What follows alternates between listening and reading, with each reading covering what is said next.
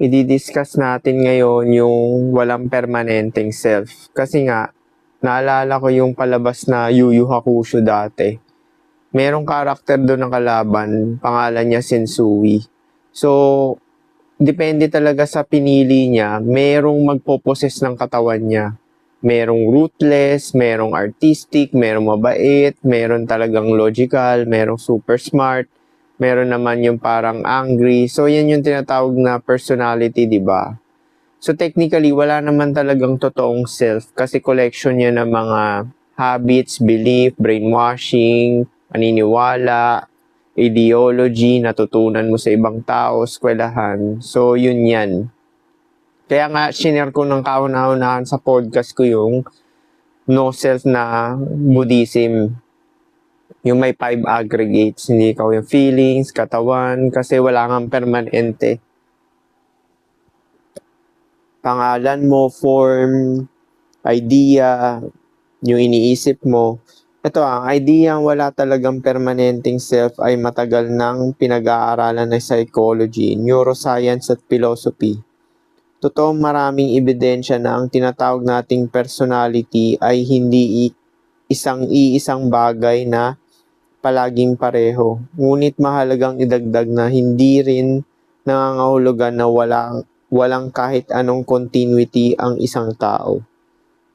Well, wala talagang continuity talaga. Kasi yan yung parang tingin mo lang magbe-benefit ka sa totoo lang. Tsaka yung parang yung gusto mo, di ba? Mas tamang sabihin na ang self ay dynamic.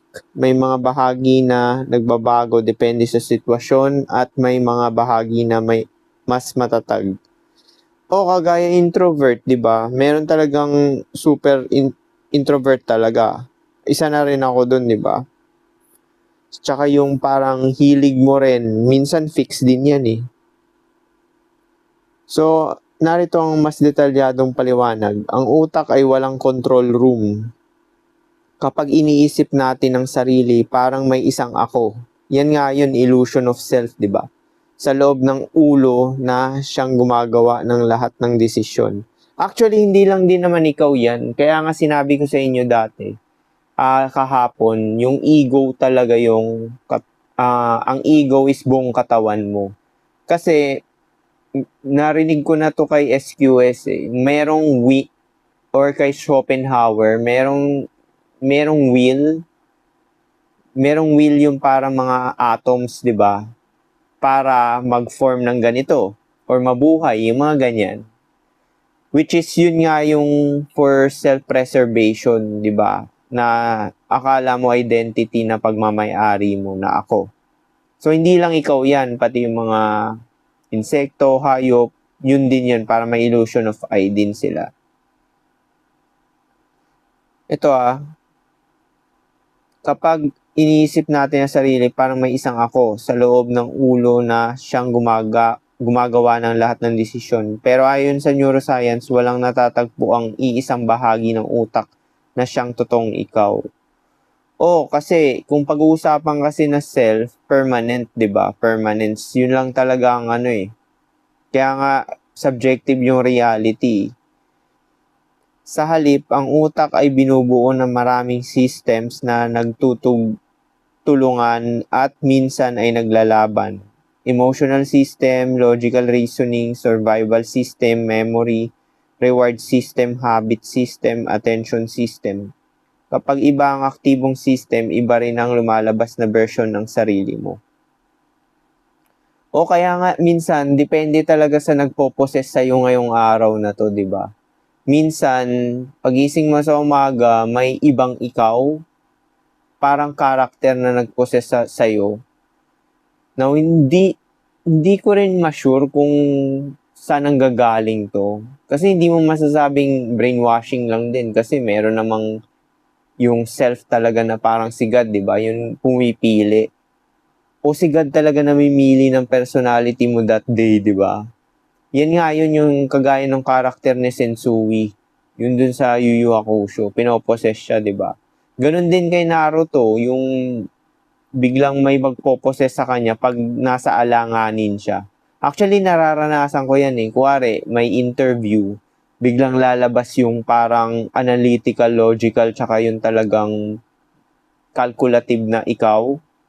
So, depende talaga siya sa sitwasyon. Lalabas yung ikaw na depende sa sitwasyon talaga. Kahit nga pagiging mahiyain lalabas din yan, depende sa sitwasyon. Super confident, depende sa sitwasyon. Ang observer ay hindi palaging pareho. Maraming tao nagsasabing parang iba ako kapag nasa trabaho. Oo, totoo yun. Iba ako pag kasama pamilya. Iba ako kapag galit. Yan nga yun yung paiba-iba ng self. Depende talaga sa sitwasyon, di ba? O tsaka sa mga taong nakakasalamuha mo. Kasi nga, personality nga is personal reality. So, parang adaptation lang din talaga yan for survival. Kaya naman may iba-ibang ikaw. Ang main purpose lang talaga niyan is para sa survival, di ba? Hindi ito pag-arte lamang. Talagang nag-iibang estado ng utak. Halimbawa, kapag may panganib, adrenaline, cortisol, amygdala, ang nangingibabaw, mas aggressive, mas alerto, mas mabilis magdesisyon. Yan nga yun, di ba? Medyo itong topic na to, medyo deep siya na mahirap i-explain. Kasi nga, paiba-iba siya. Parang yung personality talaga, di ba? Kapag ligtas ka naman, prefrontal cortex ang mas aktibo, mas kalmado, mas analytical, kaya parang ibang tao ka na. Context ang isa sa pinakamalaking dahilan. Hindi fix ang personality. Nakadepende ito sa lugar, mga taong kasama, antas ng stress. Yes, kasi nga wala ngang ikaw, 'di ba? So lahat ng adaptation na ginagawa mo, yung or tinatawag nilang mask or personality is ang purpose lang talaga niyan is para makasurvive ka, 'di ba? Kaya ka nag-a-adapt, nung babalat kayo, ibang personality ibibigay mo dun sa specific na tao na kaharap mo, sa nanay mo iba naman, 'di ba? Nakadepende ito sa lugar, mga taong kasama. Yan nga yun, antas na stress, tulog, gutom, hormones, memories, confidence, edad, kalusugan, layunin. So wala talagang fix, nagbabago rin yan. So, pwedeng mahihain ka dati, biglang naging confident ka kasi wala ka ng mga kasama, na-develop ka, di ba? So, wala talaga siyang fix na talagang personality mo na talaga. Pero ang pinaniniwalaan sa lipunan, introvert, extrovert, di ba? Introvert personality, extrovert. Kasi ang introvert, ang tingin ko lang sa mga ganyan is common interest lang talaga. Kung hindi interesado, well, hindi ka makaka-relate sa iba. Halimbawa, parehong tao, kapag may 50 lang sa wallet at kapag may 5 million, malamang magkaibang kilos at pagdedesisyon. Oo, kasi nga depende nga sa sitwasyon di ba? Ang memory ang nagbibigay ng illusion ng permanent self. Yun nga, kaya nga walang self kasi nga walang permanente, lahat nagbabago at panandalian lang. Hindi mo maalala pangalan mo, pamilya, trabaho, pangarap. Parang ibang tao ka. Ang memory ang nagdudugtong ng lahat, kaya iniisip nating pareho pa rin tayo.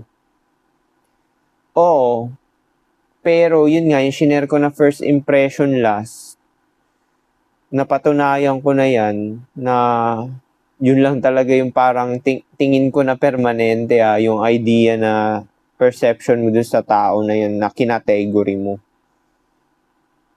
Ang personality ay parang collection ng habits. Sa psychology, ang personality ay kadalasan pattern lamang.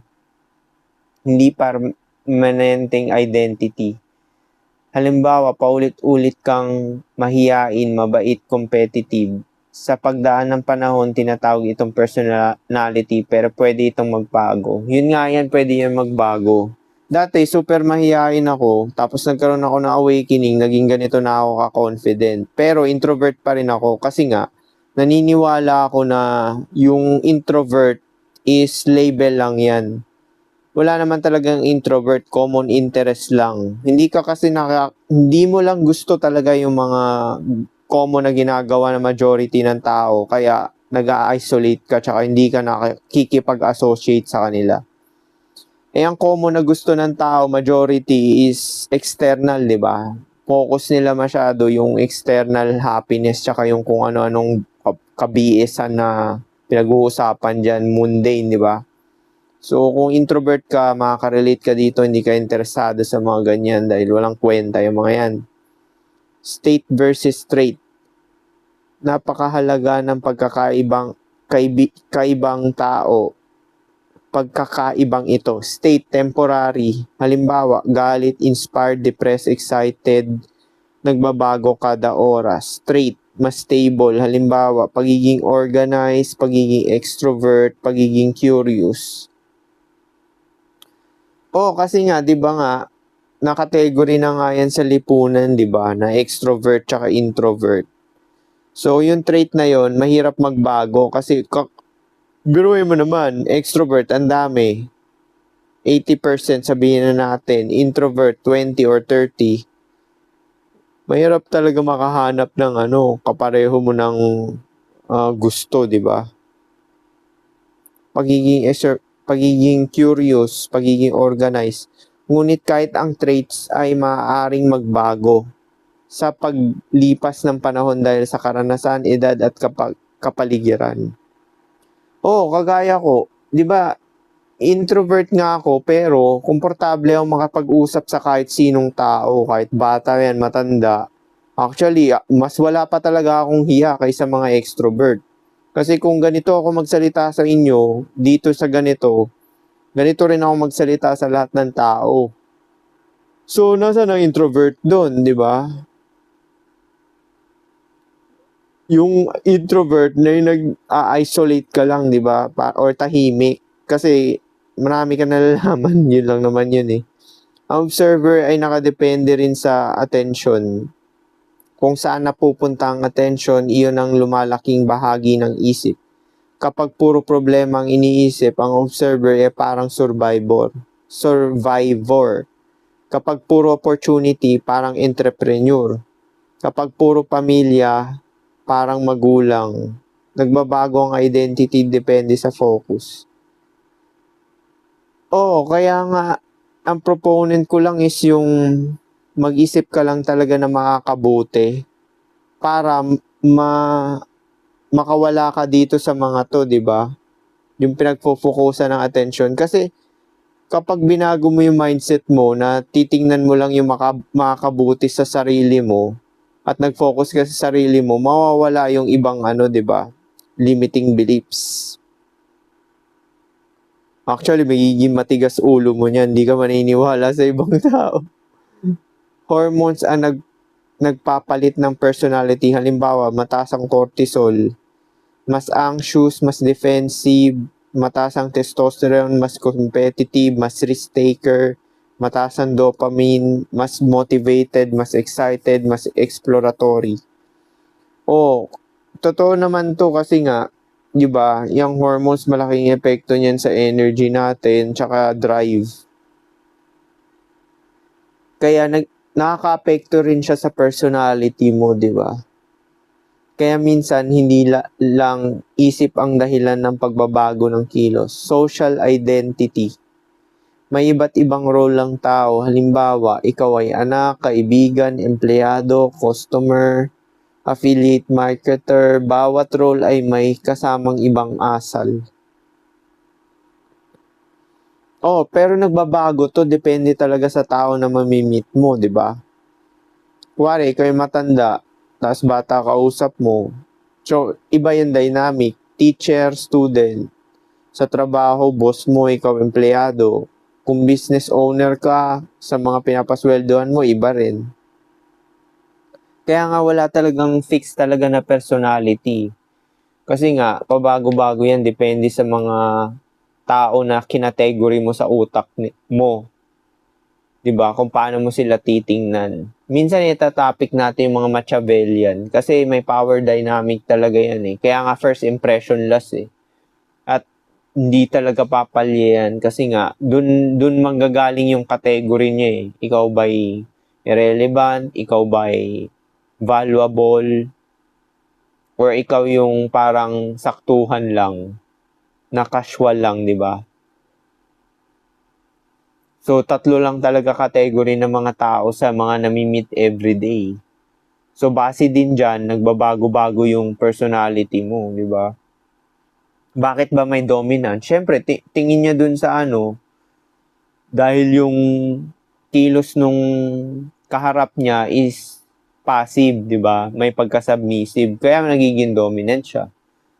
Bakit ba may submissive?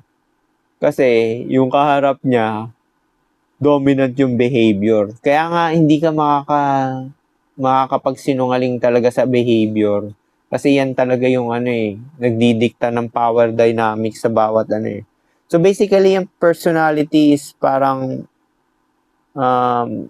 defense mechanism natin for survival lang din talaga. Kaya nag-iiba-iba tayo ng treatment sa mga iba't ibang tao. Kahit nga ako, awake na ako. Oh, sure, ganito yung tono ko, ganito ako magsalita parate sa lahat. Pero, sa ibang mga tao, kinakategory ko rin sila kagaya ng sinabi ko sa inyo. Irrelevant ba yan? Valuable? Or saktuhan lang? Which is wala kang pakialam. Kung may pakinabang, go. Kung wala, okay lang. Di ba? Move on. So, bawat role ay may kasamang ibang asal, hindi ito nangangulugang peke ka. Well, peke ka talaga, sa totoo. Kasi nga, lahat ng kilos natin or itong mga sinasabing personality is defense mechanism nga for survival. So, dati naguguluhan pa ako nito. Sabi ko, fake tong tao to, fake to, fake. Di ba uso yan ngayon, di ba? Authenticity, yung sasabihin mo, fake, magpakatotoo ka. Well, sa totoo, kahit naman magpakatotoo ka sa sarili mo, magbabago pa rin naman talaga yan. Tsaka, ikakategory ka rin ng ibang tao as fake. So, kahit real ka, kahit gaano ka pa magkatotoo, yung category talaga ng tao, ng ibang tao sa'yo, ganun din. Pwede ka nila i-category na fake. Sure, sa sarili mo, iniisip mo na authentic ka, pero sila, fake yung tingin nila sa'yo, di ba? Ganun ka rin naman. So, lahat talaga ng mga categorization natin is, or ano lang talaga, power dynamics, which is babagsak talaga sa survival defense mechanism. Normal itong bahagi ng pakikisalamuha. Kasi nga nasa lipunan nga tayo, 'di ba? Hindi naman tayo nasa barbaro na talagang magpapatayan, 'di ba? Yung mga ganyan. Nasa lipunan na tayo medyo safe na. So ang mga manipulation ang ginagawa, hindi na talaga threat tsaka yung mga parang aggressiveness. Kasi kung sa mga barbaro, well, para makasurvive ka, aggressiveness ang kailangan, 'di ba? Kung nasa lipunan na safe, manipulation na, true personality, 'di ba? Pagbabalat kayo. Kesa sa ayaw at gusto mo, kahit magpaka-authentic ka dyan, iper-perceive ka pa rin ng ibang tao as fake. Survival, hindi ko pa nga nabasa to. Ito sinabi rin, survival ang pinakamalaking switch. Yes, dyan ako naniniwala. Kahit yung personality na yan is, dyan lang din iikot talaga lahat. Kaya nga sa survival lang iikot lahat So, bakit ba tayo nakikipag-usap sa ibang tao? Siyempre, tingin mo may mapapala ka. So, magsiswitch ka niyan ng ibang magpapaka-dominante ka or magpapaka-submissive ka kung wala kang pera, di ba? Actually, yung pagiging submissive, hindi rin naman siya masama kasi manipulation pa rin yun. Yung pagiging dominant, hindi rin masama. Manipulation pa rin yun. Lahat halos nagbabago. Mas selfish, mabilis magalit, impulsive, defensive, kapag secure ang buhay, mas generous, patient, creative. Well, lahat ng mga to is fake din talaga. Wala naman talaga kasing totoong fix talaga na personality. Depende nga sa nakakasalamuha natin, di ba? So, bakit pakiramdam natin isa lang tayo? Dahil tuloy-tuloy ang ating karanasan, parang pelikula. Libo-libong larawan ang magkakasunod. Mukhang isang video pero frame lang iyon. Ganito rin ang self. Maraming magkakaibang mental states. pinagdurugtong lang ng memory at kamalayan. Bakit pakiramdam natin isa lang tayo? Paano yung state of permanence ata tong sinasabi nila di ba? Kasi nga, yan yung sinasabi nating illusion of self. Basically, yan yung biological function lang, which is babagsak pa rin talaga yan dun sa will ng atom. Ewan ko si Nietzsche o si Schopenhauer nagsabi nun, yung may will daw talaga yung atoms para mag-form, mag-self-preserve. So, hindi lang naman ikaw yan, yung insekto. Actually, kahit nga yung matter, yung sinasabi nilang non-living objects, may will pa rin yan para mag-survive. Kasi kung walang will yan to survive, hindi mag-i-exist yan, di ba? Kaya nga nandyan yan, ibig sabihin, may will to survive pa rin yan. So, may mind behind this, pati yung katawan mo, yung cells mo hindi yan naiiba sa'yo, sa buong katawan mo, di ba? For survival pa rin talaga yan.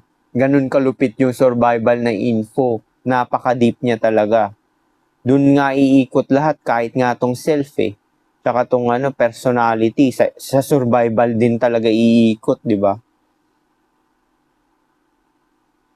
Ano ang observer? Depende ito sa pananaw. Sa neuroscience, ang observer ay hindi karaniwang itinuturing na isang hiwalay na nilalang sa loob ng utak. Mas inuugnay ito sa kakayahan ng utak na magkaroon ng metacognition.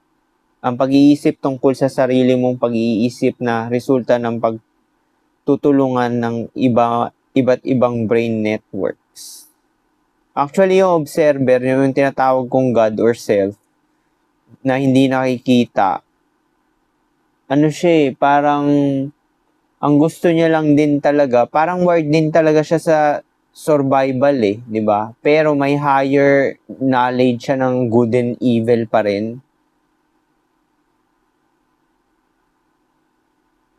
Sa ilang filosofiya at mga tradisyon ng pagmumuni-muni, ang observer ay inilalarawan bilang ang kamalayang nakakapansin ng mga iniisip at nararamdaman. Yan yung consciousness of your being or tinatawag kong self or God. Yung sinabi na ni SQS, nasa loob mo siya at the same time outside. Kasi nga nothing nga, 'di ba? Ganun kakapangyarihan yung nothing. Nasa loob mo siya at the same time outside. Ito ay isang kapaki-pakinabang na paraan na paglalarawan ng karanasan. Ngunit hindi pa ito isang napatunayang hiwalay na entidad sa siyensya. Kasi yung consciousness of your being, lahat naman dito nag-i-exist is meron din parte niyan. Kasi nga, yan lang yun parang di ba? Di ba sa science nga sinabi nila, solid, liquid, gas. So ano kasunod ng gas? Nothing, di ba? So siya talaga yung pinakapuro. Kasi nga, uncreated nga siya, di ba? Yung gas, medyo may particles pa yan Sinilip na nga nila yan sa na hiwa-hiwalay. Free lang yung atoms and electrons niya. Isang magandang paraan ng pagtingin, isipin mo ang isip bilang isang malaking kumpanya. May iba't ibang department, survival, emotions, logic, memory, habits, creativity, social behavior. Survival pinakauna, 'di ba? Kasi doon talaga iikot lahat Ba't ka ba may emosyon? Para sa maka-survive. Ano bang purpose ng logic mo? Bakit ka nagiging calculative? Survival. Ano bang purpose ng memory mo? Para i-track yung pattern. Para ka makagain ng opportunity, 'di ba? Tsaka ma-self-preserve. So survival pa rin. Habits mo, ano bang purpose niyan? Survival pa rin. Creativity, anong purpose niyan? Survival din. Social behavior, survival din 'yan. Hindi ka makakatakas dito kahit anong hindi mo, 'di ba? Hindi pare-parehong departamento ang namumuno sa lahat ng oras. Kung sino ang pinaka-aktibo sa kasalukuyang sitwasyon, siya ang tila nagiging ikaw sa sandaling iyon. Kasi nga, 'di ba, yung basically nagcho-choose ka lang naman ng identity. Tapos nag-i-stick ka doon kasi yun yung tingin mo may pakinabang nga sa 'di ba? Ibig sabihin sa survival pa rin babagsak. Kaya ang pakiramdam na iba-iba ang personality ko depende sa sitwasyon ay may matibay na batayan sa psychology at neuroscience. Oo, kasi sa survival nga talaga babagsak yan. Kaya nga, paiba-iba ka ng defense mechanism talaga ng katawan yan. Yan yung program na sinasabi nilang ego, the false identity of I, which is wala naman talaga. Gayunpaman, hindi nito otomatikong ibig sabihin na walang self. Maraming mananaliksik ang tumitingin sa self bilang isang patuloy na nabubuong proseso. Well, wala talagang self kasi nga yung sinasabi kong self hindi talaga nag-i-exist. Siya nga yung puro, 'di ba? Or tinatawag kong God. Since siya ang kumokontrol sa iyo, kaya tinatawag na self. Kasi nga siya ang kumokontrol sa iyo, yung parang nakakakita ng iniisip mo, yung damdamin mo, yung observer nga, 'di ba? So siya 'yun. So technically, isa lang talaga observer. Yung observer ko, observer mo rin 'yan. Ang ginagawa niya lang is parang nag-choose lang siya kung ano yung tingin niya, may greater advantage siya. Yun lang naman yun which is babagsak pa rin talaga sa survival. Ito, maraming mananaliksik ang tumitingin sa self bilang isang patuloy na nabubuong proseso. Well, hindi nabubuo kasi wala naman talagang self Kasi yung katawan mo, biological self yan, 'di ba? Pero sino may-ari ng katawan mo, 'di ba? Inanak ka ng nanay at tatay mo. Malamang, 'di ba? Pagka ganun, ibig sabihin sila may-ari sa'yo. Now, dito na haba yung usapin na yan. Sino nag-anak na nanay at tatay mo? Alam mo yung chicken and egg na debate, 'di ba? Walang saysay, 'di ba? Na paulit-ulit lang na ganun.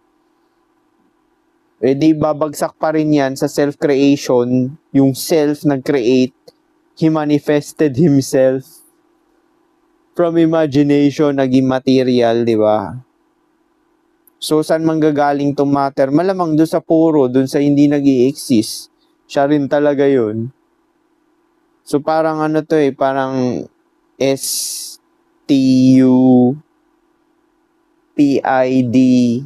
games, di ba? Parang nilalaro niya lang yung sarili niya. Pero, hindi nakakatuwang laro kasi nga, may katawan ka nagsasuffer ka Sino ba naman mag-i-enjoy sa laro ng game of life na ganito, di ba? Nagsasuffer yung katawan. Kahit sabihin mo subjective yan or perception mo lang na may suffering. Well, yung pain, itong i-debate ko, di ba marami kasi mga spiritual na sinasabi, life is experience, yung mga kung ano-anong ganyan na over positivity.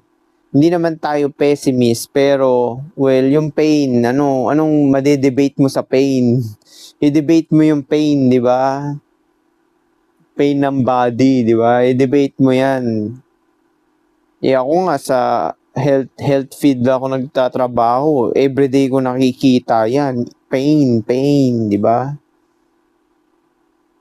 Kaya nga para naman hindi ka na rin, nasanay ka na tsaka course of nature yan, matatanggap mo na lang din. Ito isang kwento at pattern na binubuo ng iyong alaala, mga pagpapahalaga, katawan, relasyon, at patuloy na karanasan. Sa halip na isang permanenteng hindi nagbabagong bagay. Kasi nga wala naman self 'di ba? Babalik rin tayo sa kawalan.